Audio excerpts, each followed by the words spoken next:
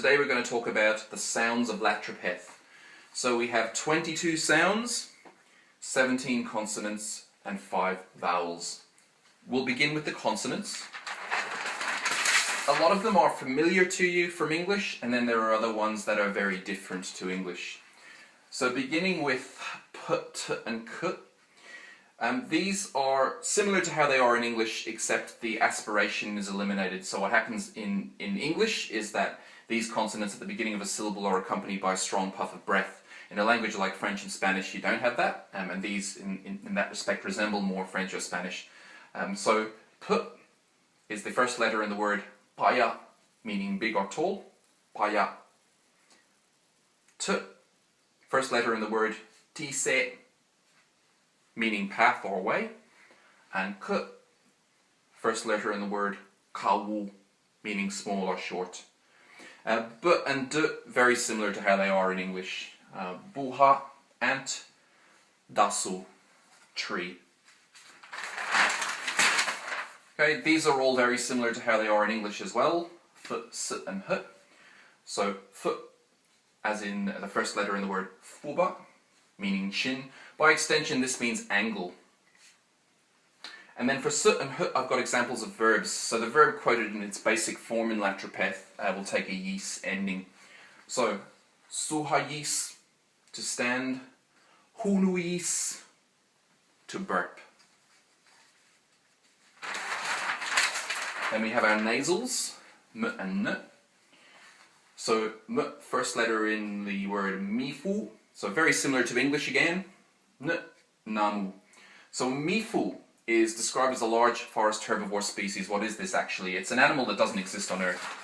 To clarify where it comes from, we'll begin with the Morgonocodon. So Morgonocodon did exist on Earth about 205 million years ago. It ultimately became extinct. So it's an early mammalia form. There's debate as to whether it's a true mammal or not. But as is usual with the early mammalia form animals that later diversify into the mammals we know today, in early times they were small shrew-like creatures generally. And so it's a small, probably nocturnal, probably insectivore species, and apparently it had a spur on the hind leg that was defensive. And so what happens is the Morgonocodon is one of the animals that gets transported to my parallel universe planet. And on my planet it doesn't become extinct, so over millions of years it diversifies into different evolutional descendants on my planet. One of the descendants is the Mifu, the large forest herbivore. It's quite highly adapted. The Mifu has a long extensible neck due to slinky-like vertebrae, and its arms have moved up on a position on the neck. The reason why it's got this adaptation is to be able to eat vegetation from very high trees, because the coniferous trees on my parallel planet grow very tall, and this is due to there being a high amount of nitrogen in the soil. Anyway, that's what a Mifu is. So we'll get back to where we were. Okay, and we have n, namu. Namu is a cultural artifact, so it's an arm-to-arm honorary drape. The reason why it's honorary is it's a garment that's worn mainly by the elders, and it's a symbol of their authority and wisdom. So it's like an armband on each upper arm, and then a kind of drape that extends from one armband to the other across the front. Then you have l, y, and w. So l, and the l and the w are very similar to English. Lukum, drum, and w, wunim. So wunim is the earth, or the deer god in Latropethian mythology. For the Wunim, because we're basically, these language tutorials are looking at the Wunim Tribe dialect. This is one tribe, and this would be the most iconic god in this tribe. And it's the earth god, or the deer god. This one, y. So this symbol represents the same sound that it represents in German, y. It's not j, so be careful not to say j. So, for example, this word here that looks like Jane is actually yane, meaning juniper berry, which is one of the staple foods and one of the foods that's consumed by the Wunim Tribe and the other surrounding tribes as well. Okay, now I've got exclamation marks next to all of these because these symbols represent sounds that are very different to what they represent in English, and in the cases of these three, they are sounds that don't exist in English, and so we have to be careful with these ones. This one does occur. So we'll start up here. So what this represents is a voiceless retroflex stop. So it's in a way a bit like a T sound with the tongue curled back. So the example word here, it's very important to keep the distinction between and t, the T sound and this sound, and it's also very important to not look at this and think that it's an R sound, because if you say row, you're way off track. Okay, and then this one is the voiced retroflex stop, which is like a D sound with the tongue curled back. So here we have erdehi, erdehi.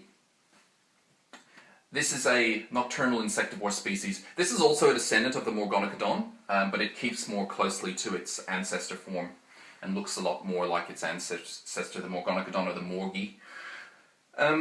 So again, make sure that you keep this separate from a D. So erder and d. They are two contrastive sounds in the language. You need to keep them separate, and don't look at this and think it's a Q sound. If you say kwehi, you're way off track. Okay, this one here, this represents a glottal stop. So a glottal stop is found in English. If you think of the way Michael Caine says the word bottle, and he says bottle, the that's the glottal stop. So this represents a glottal stop. So in this example, it's emu, emu, meaning tongue. Whatever you do, don't say something like eximu or zimu, then you'd be off track. It's emu. Okay, and down here we have the retroflex nasal, which is like an N sound with the tongue curled back. Ernahis, ernahis, ernahis, ernahis. This is quite a common word, meaning away from or that. Again, make sure to keep it separate from an N sound, and also don't look at it and see a V, because it's definitely not vahes, it's ernahis. That pretty much covers the consonants. Now we move on to the vowels. There are 5 contrasted vowel sounds in Latropeth. When people say there's 5 vowels in English, they're talking about 5 vowel symbols. A Germanic language like English actually has a lot more than 5 vowels. However, there are lots of languages in the world that do have a much smaller amount of vowels and do actually have only 5 vowel sounds. And my language is one of them. So we'll begin with the A. Now this is a low back vowel, so it's like A in father. So really it's supposed to be A. I'm making mistakes myself sometimes as I get used to pronouncing my own language. But it should not be ayim, it should be ayim. Ayim. So ayim means egg. Then we move on to e. Now this is higher than it is in English. If you think of the way somebody from a northern English area would say the word wait, and they say wait, that e, it's a higher front vowel. That's basically what this is supposed to represent. So it really should be e, not e.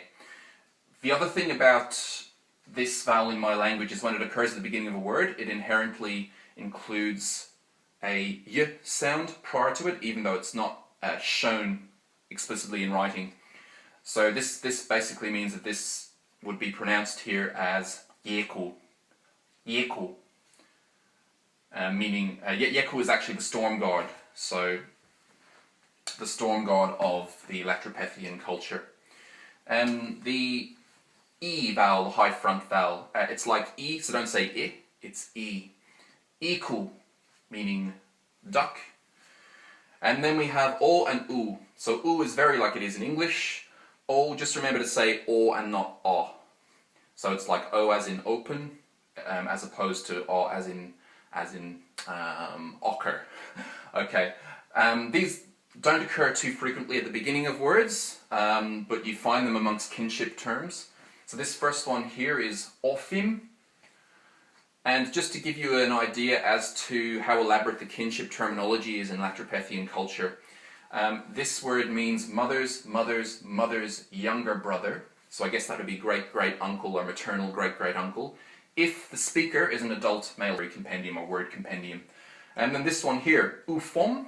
So this one is simpler, just father. But it's only if you're an adult female speaker do you use this word, ufom.